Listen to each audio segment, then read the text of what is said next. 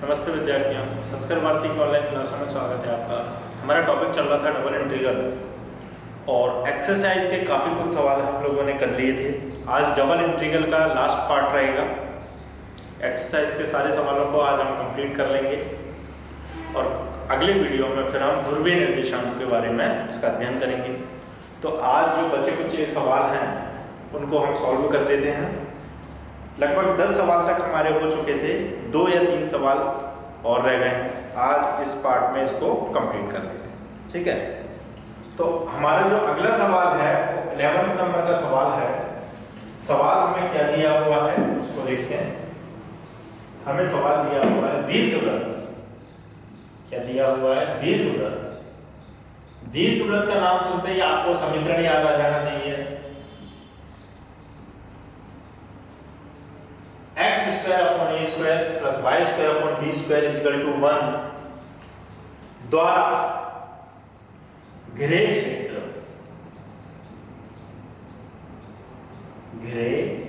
क्षेत्र पर देखिए डबल इंटीग्रल लिमिट नहीं दी है और सवाल दिया है x square plus y square dx और dy का मान लिया का मान हमें निकालना है। दीर्घवृत्त दिया हुआ। सबसे पहले हमने देखा कि हमारे पास जो समीकरण है वो दीर्घवृत्त का है। दूसरी चीज द्वारा घिरे क्षेत्रफल लिखा है, धनात्मक पाद यहां पर नहीं लिखा हुआ, यानी आपको इसका संपूर्ण क्षेत्रफल निकालना पड़ेगा, है ना। संपूर्ण क्षेत्रफल आपको यहाँ पर इसका निकालना पड़ेगा। आप एक पार्ट को लेकर सॉल्व नहीं कर सकते हैं, संपूर्ण पार्ट को लेना पड़ेगा। दूसरा, लिमिट आपको यहीं से निकालनी है और ये कंडीशन आपको दी हुई है, इंटीग्रेशन आपको दिया। ऐसा इंटीग्रेशन तो हमने पहले भी सॉल्व किया है, लेकिन लिमिट ऐसी सॉल्व नहीं की है। तो आइए अब हम इसको सॉल्व करते हैं। तो सबसे पहले तो इस ग्राफ को हम प्लॉट कर लेते हैं। ये एक दीर्घवृत्त का समीकरण, तो यहां हम एक ग्राफ बना रहे हैं। देखिए फिर से वही, अब यहां पर देखिए दीर्घवृत्त में और वृत्त में हमारा क्या अंतर होता है। देखिए वृत्त का समीकरण तो ये है और दीर्घवृत्त का समीकरण ये है। अंतर केवल ये है देखिए हम इसको ऐसा लिख पा रहे हैं क्या वृत्त के समीकरण।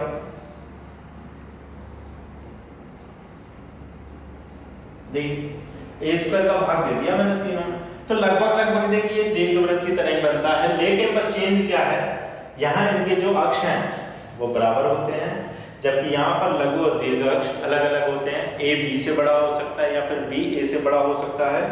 तो ये दीर्घवृत्त का रूप ले लेता है, यानी ये बिल्कुल गोल नहीं होता, ये अंडाकार होता है। यानी इसकी आकृति जो होती है अंडाकार होती है। हमारी पृथ्वी की आकृति भी अंडाकार है, यानी हम दीर्घवृत्त की तरह है उसकी तरह उसको मानते हैं। तो अब हम इसका डायग्राम बनाते हैं। तो देखिए अगर हम इसका डायग्राम बनाएं तो इसका डायग्राम इस रूप में आएगा, इस रूप में आएगा। ये अंडाकार में इसको बना दें। ये थोड़ा अंडा मैंने फ्लैट कर दिया, इसको थोड़ा सा ये हमने एक दीर्घवृत्त का समीकरण बना, ठीक है। ये तो हमारा मूल बिंदु रहेगा ही रहेगा, ये तो हमारा क्या रहेगा, एक मूल बिंदु रहेगा। और ये पट्टी हम काटते हैं y अक्ष के लिए।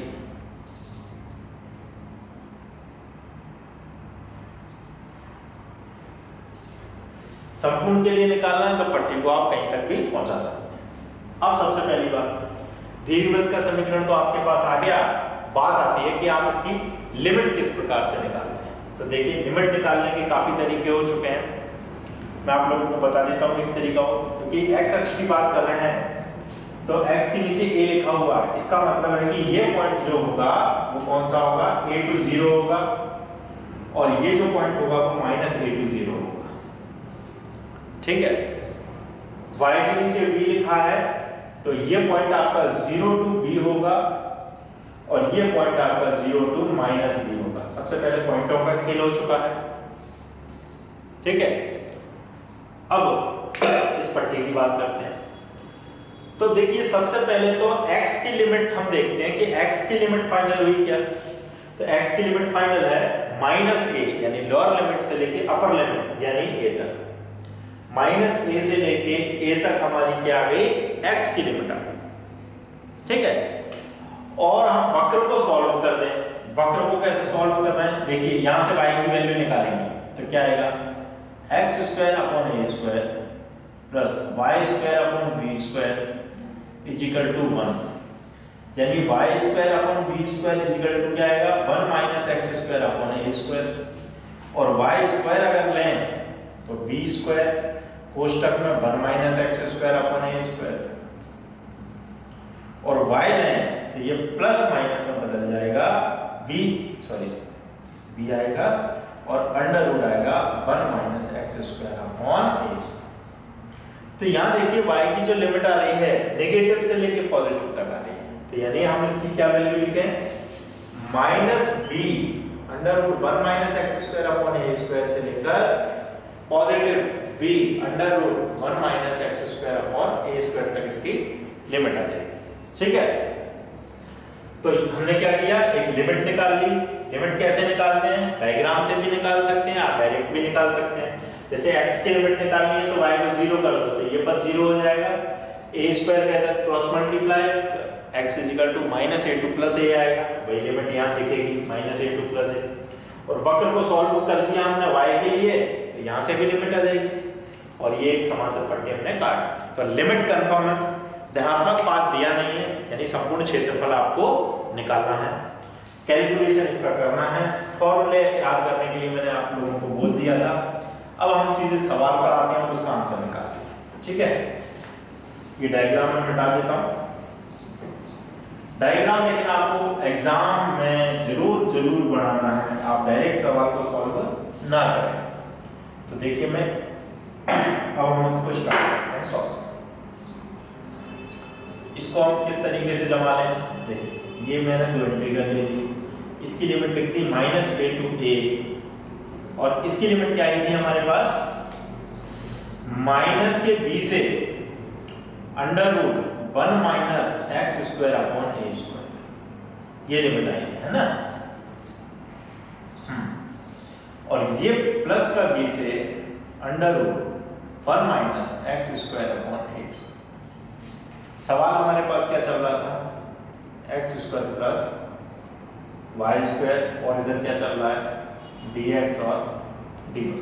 ये सवाल हमारे पास है, लिमिट हमारे पास है,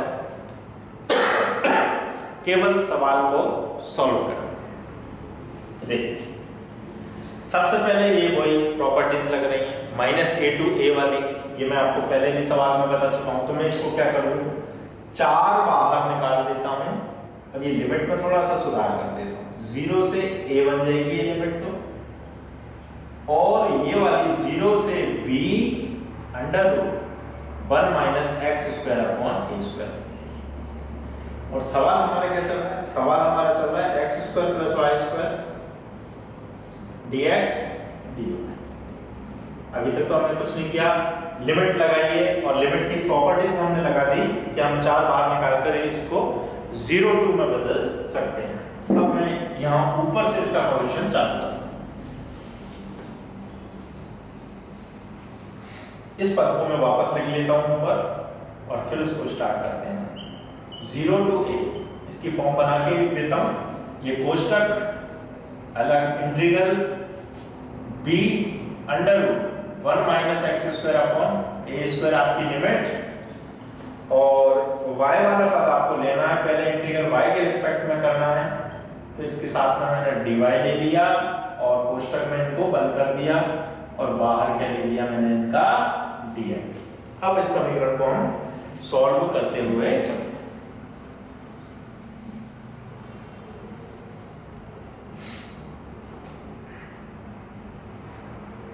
लिमिट चल रही है 0 to a, इसका इंटीग्रल हम करते हैं, किसके रिस्पेक्ट में करना है, y के रिस्पेक्ट में करना है। तो क्या आएगा हमारे पास X square Y, Y square का करोगे तो क्या आएगा वाई क्यूब अपॉन 3। लिमिट आपके पास क्या चल रही है, जीरो से लेके be under 1 minus x square upon A square, और पीछे क्या चल रहा है आपका dx। ठीक है, लिमिट पुट करते हैं 4 लिमिट 0 टू a, y की जगह पुट करें तो ये क्या आएगा, देखिए एक्स स्क्वायर b को मैं आगे लिख देता हूँ under root 1 minus x square upon A square, ये लिमिट आई, ये y की जगह पुट कर दिया मैंने, प्लस 1/3 वाई क्यूब, तो y की जगह पे लिखा पहले तो b under root 1 minus x square upon A square, ये लिख दिया, और उसकी पावर कितना बोल रहा है क्यूब, ये क्यूब लिख दिया, और पीछे क्या चल रहा है हमारे पास dx चल रहा है, और dx लिख दिया। ठीक है, अब आगे इक्वल 4 0 टू a, या थोड़ा सा कैलकुलेशन हमें करना पड़ेगा, उसको हम सॉल्व करते हैं। इसके नीचे मैं एक मान रहा हूँ और एलसीएम ले रहा हूँ, एलसीएम लोगे तो a स्क्वायर आएगा, a बाहर निकलेगा, तो ये बनेगा आपका b upon a x square under root a square minus x, ये पता है, प्लस क्या देखिए 1/3, देखिए यहाँ पर भी मैं एलसीएम ले रहा हूँ, तो ये आएगा b अपॉन a, और उस पर क्यूब लिखा है, तो b upon b cube upon a cube, सबसे पहले तो ये वाला पद आएगा, है ना, और यहाँ आएगा a square minus x square, यानी a square minus x square की पावर आएगी ये 3/2, 3 ये अंडर रूट ये, और पीछे चलेगा आपका dx, तो ये समीकरण आपके पास निकल के आया। ठीक है, ये कैलकुलेशन आपके पास निकल के आया। कैलकुलेशन थोड़ा बड़ा सा लग रहा है, लेकिन सॉल्व तो करना ही पड़ेगा, हम वैल्यू पुट करके इसको सॉल्व करते हैं। हमने मान लिया कि x इक्वल टू है a sin थीटा, तो dx क्या आएगा, ये मान लिया हमने, तो dx क्या आएगा, a sin थीटा की जगह पर cos थीटा डिफरेंशिएशन करने पर और d थीटा, और लिमिट चेंज होगी। अब देखते हैं क्या रूप लेता है।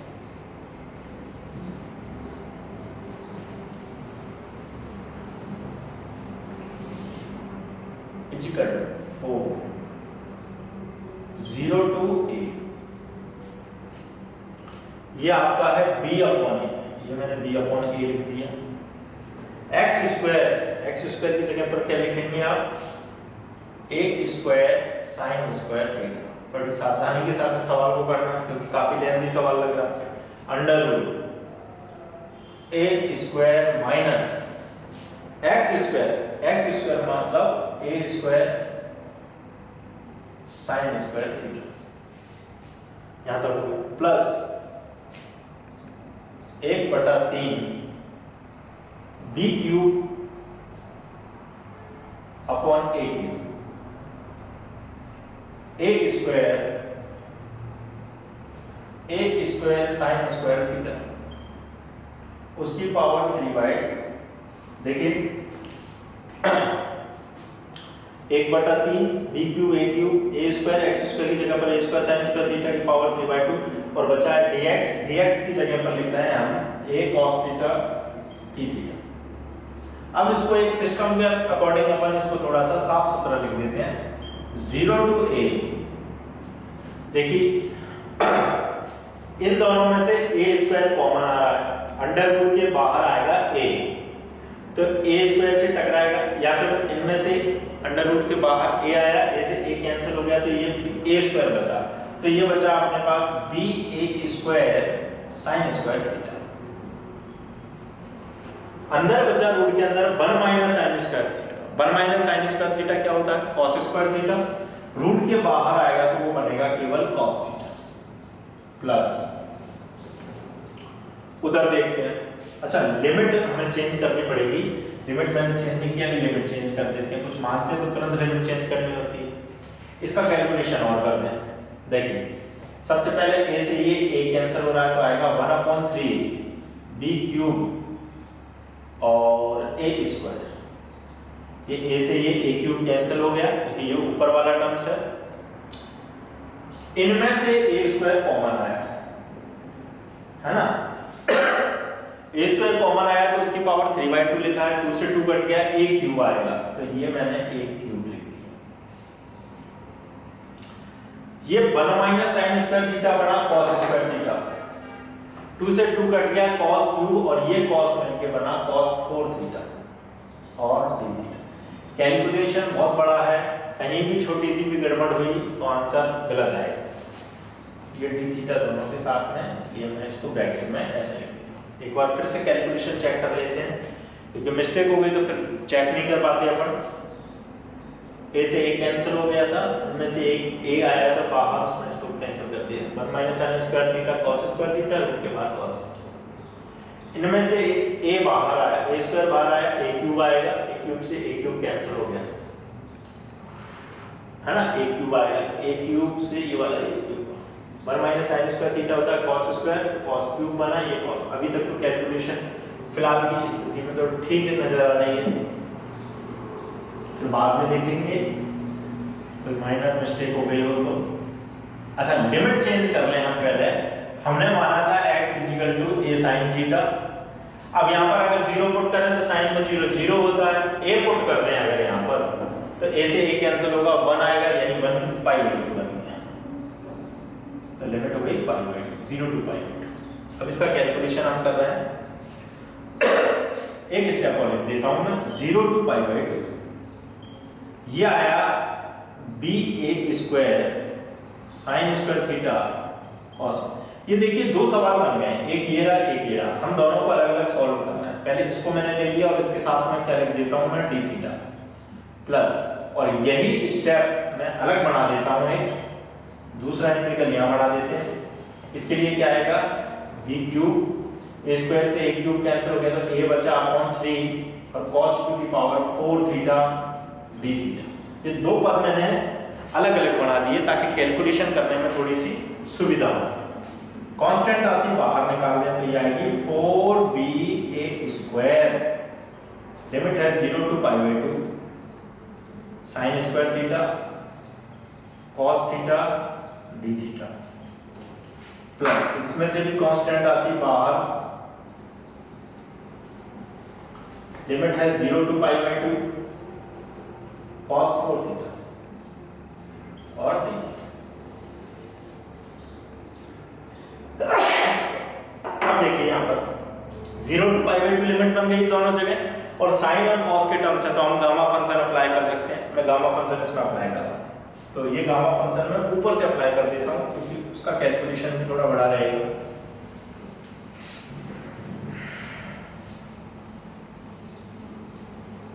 देखिए ये क्या बनेगा, 4ba स्क्वायर तो अपना पहले से ही बाहर चल रहा है, अब ये गामा फंक्शन लगेगा m प्लस 1/2 यानी 2 प्लस 1/2, n प्लस 1/2 यानी 1 प्लस 1/2, क्योंकि यहाँ पर cos की वैल्यू 1 है ना, तो n प्लस 1/2, नीचे 2 गामा, m यानी n, n यानी 2 अपॉन यानी 2/2, ये इसका कैलकुलेशन हो गया। इसको हम डिवाइड बंद कर देते हैं, plus 4ab cube upon 3 cos 4 theta में अप्लाई करते हैं, m है नहीं तो आएगा m प्लस 1 यानी 0 प्लस 1 बाई 2, n प्लस 1 यानी 4 प्लस 1 बाई 2, और 2 गामा m यानी 0 4 प्लस 2 अपॉन, ये गामा फंक्शन हमने दोनों में अप्लाई कर दिया। इनका कैलकुलेशन 4ba स्क्वायर, ये 3/2 बन गया, 3/2 कैसे खुलेगा, 1/2 अंडर रूट पाई, ये बना 2 से 2 कट गया तो 1 का मतलब 1 बटे 2, 2 4 और 1 5/2, 5/2 कैसे खुलेगा, 3/2, 1/2 अंडर रूट पाई, ये खुल चुका। उसकी बात करते हैं, ये बनेगा 4ab क्यूब अपॉन 3, सबसे पहले गामा 1/2 तो अंडर रूट पाई आ गया, गुणा 4 और 1 5/2, 5/2 कैसे बोलेगा, 3/2, 1/2 अंडर रूट पाई, नीचे 2 डॉट गुणा 4 2 6, 6 में 2 का भाग लगा 3, 3 कैसे खुलेगा 2 गुणा, ये कैलकुलेशन हो गई। काटापीटी देख लेते हैं। ये 1/√2 पाई से 1/√2 पाई कैंसिल, ये 2 से 2 कैंसिल हो गया, तो आया क्या 4ba² अपॉन 3। देखिए ये बच गया, ये पूरा कैंसिल हो गया, 2 से 2 भी कैंसिल हो गया, तो 1/3 हमारे पास बचा हुआ, प्लस इधर क्या बचा 4ab³ अपॉन 3, ये तो चल ही रहा है।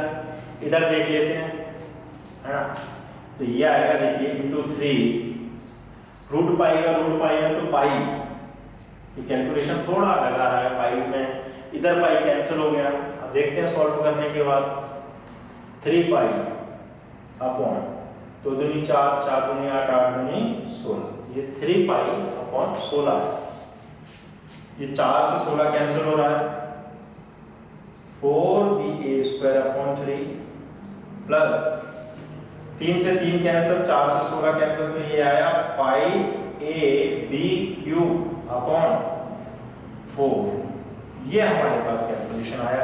इनमें से हम कॉमन निकाल लें, तो कॉमन आ रहा है a b, a देखिए एक ही बार मिलेगा, b भी एक बार मिलेगा, और तो कुछ कॉमन है नहीं, अंदर बचेगा हमारे पास 4a अपॉन 3 प्लस इधर से a और b कॉमन आ गया, तो पाई b² अपॉन 4, ये हमारे पास फाइनल आंसर था। तो इसका कैलकुलेशन इस टाइप से, ठीक है।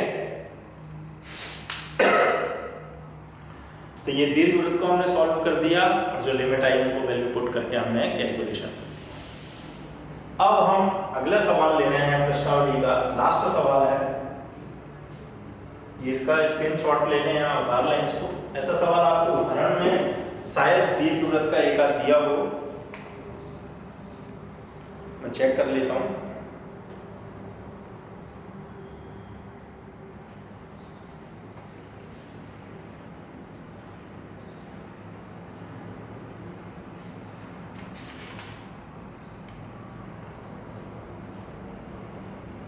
जी हाँ, दीर्घवृत्त का एक सवाल दिया हुआ है, उसकी फॉर्म हम देख लेते हैं, शायद इसी प्रकार की है। आप लोग एक बार चेक करें, आंसर को भी चेक करना और कैलकुलेशन भी इसका चेक करना कि कैलकुलेशन हमारा सही आ रहा है कि नहीं। cos टू दी पावर 4 वाला टर्म्स उसमें है, एक उदाहरण में है, उदाहरण नंबर जो हमारा 4th है वो इसी टाइप के सवाल है दीर्घवृत्त में, तो आप उसको सॉल्व करके देखें और इसका कैलकुलेशन भी एक बार चेक करें, शायद सही भी हो सकता है ए बी में कहीं मिस्टेक हो गई हो, तो आप चेक करें इसको। बाकी क्रम वही रहेगा, कोई स्पेशल फॉर्मूला इसमें अप्लाई हुआ नहीं है, गामा फंक्शन हमने अप्लाई किया है। तो नेक्स्ट सवाल हम इसके बाद करते हैं, अगला सवाल, और वो प्रश्नावली का लास्ट सवाल रहेगा। उस सवाल में क्या नया है और इन सवालों में क्या अंतर था, इस चीज को हम थोड़ा नोटिस करें। देखिए मैं अब अगला सवाल ले रहा हूं प्रश्नावली का 12 नंबर का सवाल मैं ले रहा हूं। सवाल है परवलय y = x² और y = x के मध्य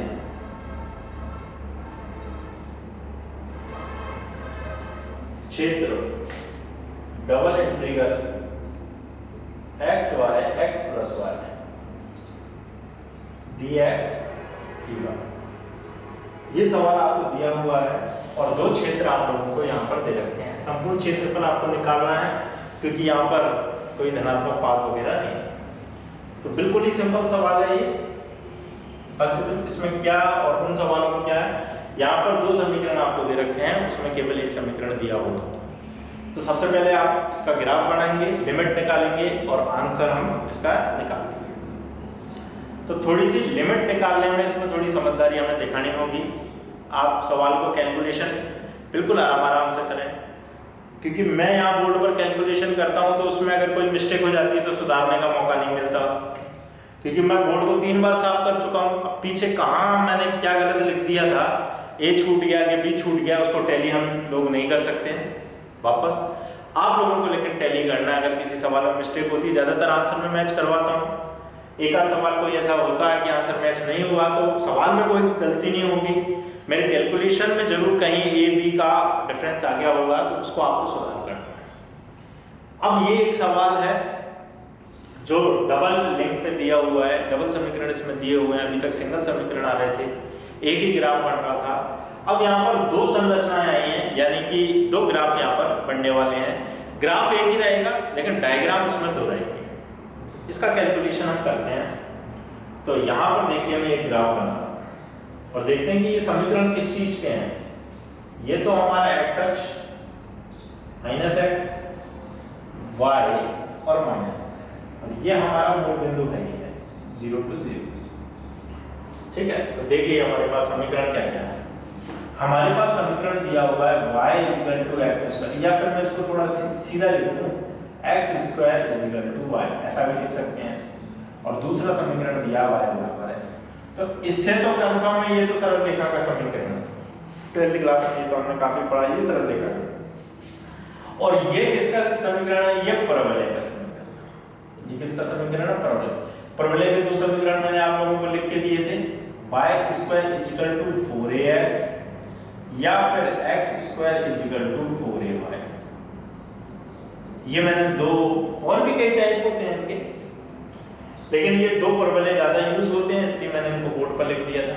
तो हमारे पास जो परवलय दिया हुआ है वो इस रूप का दिया हुआ है। देखिए x², ये x², y ये y, यहाँ केवल 1 है, यानी 4 a की वैल्यू 1 है, तो a की वैल्यू क्या आ गई? 1/4। तो ये परवलय का समीकरण है और वो रेखा का समीकरण है। इसको हम ग्राफ पर प्लॉट करते हैं, लिमिट निकालते हैं और फिर सवाल को सॉल्व करते हैं। देखिए सबसे पहले y = x, तो जैसे जैसे आप मान लेते जाएंगे y के मान आते जाएंगे। जैसे x का मान 1 लिया, 2 लिया, 3, तो y के भी वही मान आ रहे हैं। तो हम धीरे धीरे करके एक बार प्लॉट कर देते हैं। देखिए x 1 रखने पर y 1 आया, x 1 रखने पर y 1 आएगा, तो यहाँ पॉइंट आ जाएगा। 2 रखने पे 2 आएगा, 3 रखने पे 3 आएगा, यानी हमें एक रेखा प्राप्त हो रही है जो कि बिल्कुल सीधी सरल रेखा प्राप्त। रेखा कैसी प्राप्त हुई? बिल्कुल सीधी। इसको मैं थोड़ी ज्यादा बड़ी बना लेता हूँ ताकि अपना कैलकुलेशन आपको देख सकें। तो ये सरल रेखा का समीकरण हो गया, और सरल रेखा के समीकरण को हमने नाम दे दिया कि y = x हमारा समीकरण है। इसको मैं थोड़ा और बढ़ा देता हूं। ठीक है, ये y = x, इसको मैं यहाँ नीचे लिख देता हूँ। कौन सा समीकरण है? y = अब हमारे पास दूसरा समीकरण बचा कि x² बराबर आपके पास क्या है? y। जिन बच्चों को डायरेक्ट नॉलेज है कि ये समीकरण, ये जो परवलय बनेगा किस दिशा में बनेगा, तो वो बच्चे डायरेक्ट भी बना लें, कोई दिक्कत नहीं है। और किसी को अगर ये समझ में नहीं आ रहा है ये किस दिशा में बनेगा, तो पॉइंट को प्लॉट करके देखें, आपका डायग्राम अपने आप ही बन जाएगा। जैसे y की जगह पर आपने 4 पुट किया, पहले 0 पुट किया तो x की वैल्यू 0 आएगी, यानी y 0 पर x 0 आ रहा है। ठीक है, y की वैल्यू आप 1 रख रहे हैं तो x की वैल्यू भी 1 आ रही है, ±1 आ रही है। क्या आ रही है? ±1 आ रही है। y की वैल्यू अगर आप 2 रख रहे हैं, सॉरी थोड़ी बड़ी ले लें क्योंकि अंडर रूट में मान निकालना गलत रहेगा। 4 है तो x की वैल्यू क्या आएगी? ±2 आएगी, है ना? ऐसी वैल्यू, मतलब ऐसी वैल्यू लेना है जिसका अंडर रूट हम आसानी से कर सकें। 3 ले लेंगे तो 1.72, उसको ढूंढना थोड़ा मुश्किल है। तो इस टाइप के एक और ले लेते हैं, y = 9 ले लेते हैं। 9 का अंडर रूट हम जानते हैं, ±3 होता है ना। इनको आप प्लॉट कर दें, अपने आप आपका ग्राफ आ जाएगा कि वो कहाँ जा रहा है। y 0 तो y 0 पे यहाँ, x भी 0 x 0 यहाँ, यानी एक पॉइंट तो हमारा यही आ गया। किसके लिए? परवलय के लिए। अब देखिए y का मान 1, तो y का मान 1 तो यहाँ होगा, x का मान 1 तो x का मान 1 यहाँ पर होगा। तो y 1 और x 1 तो मिलकर आए साहब यहाँ आ गए, और y 1 पर x -1 भी है, तो -1 तो फिर इधर चलेगा, तो ये 1 यहाँ आ गया पॉइंट। तो आपको सीधी सी बात ये समझ में आ गई कि इन 3 बिंदुओं से आप कुछ तो रचना कर ही सकते हैं। ये ऐसा, यानी आपको एक दिशा पता चल गई कि आपका जो वक्र जाएगा वो इस दिशा में जाएगा। ठीक है, ये वक्र आपका चला गया। अच्छा, ये जो वक्र गया इसका नाम दे देते हैं। इस वक्र का नाम क्या है? x square is equal to y। तो मैंने इसको दे दिया, इस वक्र को नाम दे दिया कि y is equal to x square. और ये कौन सी लिंक है? y बराबर 0। ये कौन सी लिंक है? x बराबर 0। तो ये मैंने जो वक्र बनाया उसको नाम दे दिया। ये वक्र कौन सा है? y is equal to x square है। रेखा उसके ऊपर से निकल रही है, यानी y is equal to x। अब हमें क्या करना था? एक पट्टी बना देनी थी। ये मैंने समांतर पट्टी बना दी और इसको डिजाइन कर दिया। ये हमारा ग्राफ तैयार। ठीक है, अब बात करते हैं हमारी लिमिट की। हमारी लिमिट की बात करते हैं तो सबसे पहले x की लिमिट बात करें। तो x देख लीजिए कहां से कहां तक है। यहां देखिए, अब उनकी लिमिट कैसे निकालेंगे वो मैं यहां बताता हूं आपको।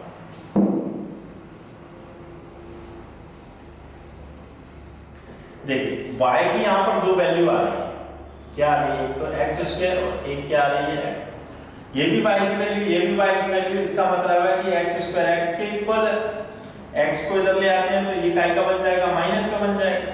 इनमें से x कॉमन आ जाएगा, अंदर बचेगा x - 1 0, यानी कि x बराबर 0 और x बराबर 1 आपका आंसर आ गया। सबसे पहली बात है, यानी x की लिमिट आप लोगों की निकल के आ गई। 0 से लेके यहीं तक था, ये 1 था।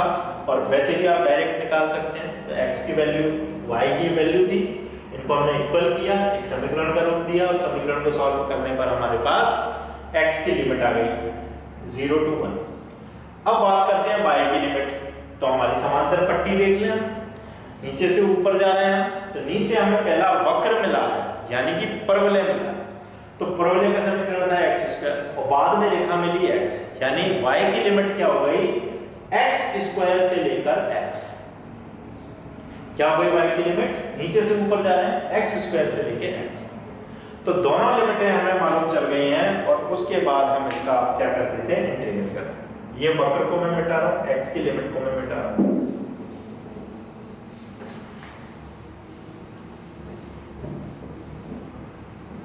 ये क्या बन गया? देखिए, ये हमारा double integral x y x plus, इनको मल्टीप्लाई कर देते हैं हम। x y का x में करेंगे तो क्या आएगा? x square y। x y का y में होगा तो x y स्क्वायर। और पीछे क्या चल रहा है? dx चल रहा है, dy चल रहा है। x की लिमिट क्या आई? 0 to 1 आई। y की लिमिट क्या आई? x स्क्वायर से लेके x तक। ये लिमिट है। अब इनको केवल सॉल्व करना है, हमारा आंसर आ जाएगा। तो अब हम इसको सॉल्व कर रहे हैं। 0 to 1 लिखने का तरीका वही, इंटीग्रल में ले लिया, x स्क्वायर टू x कर दिया, x स्क्वायर y कर दिया, x y स्क्वायर ले लिया और उनके साथ में क्या लेंगे? हम dy लेंगे। कोष्टक में बंद करके dx को कहां पहुंचा देंगे? बाहर पहुंचा देंगे। तो ये क्या बन गया? 0 to 1 इंटीग्रल करते हैं y के रिस्पेक्ट में, तो ये आएगा x square y square upon 2 plus x y cube upon, ये लिमिट हो गई। लिमिट हमारी क्या हो गई? x स्क्वायर से लेके x तक और पीछे क्या चल रहा है? dx। कैलकुलेशन फास्ट कर रहे हैं इसका।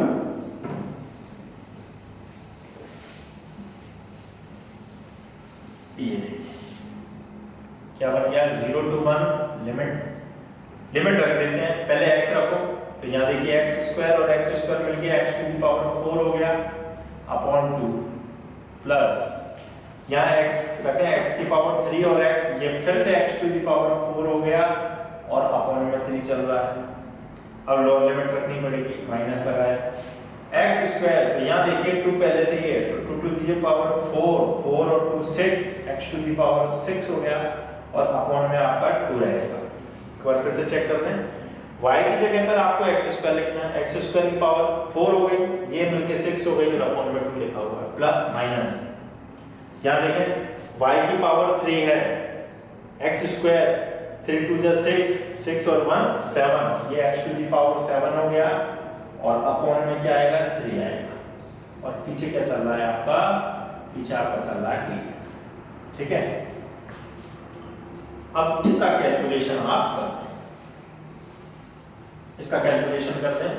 एक बार और इंटीग्रल कर दें तो x to the power 5 upon 10 आ जाएगा, ये x to the power 5 upon 15 आ जाएगा x टू द पावर 7/14 आ जाएगा और ये x टू द पावर 8/24 आ जाएगा।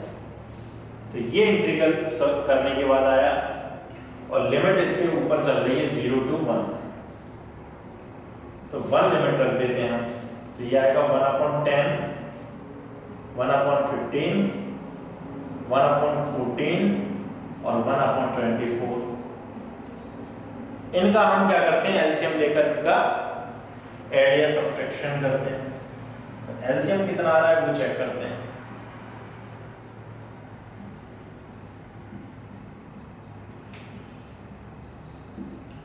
तो 6 12, तो 2 3 6,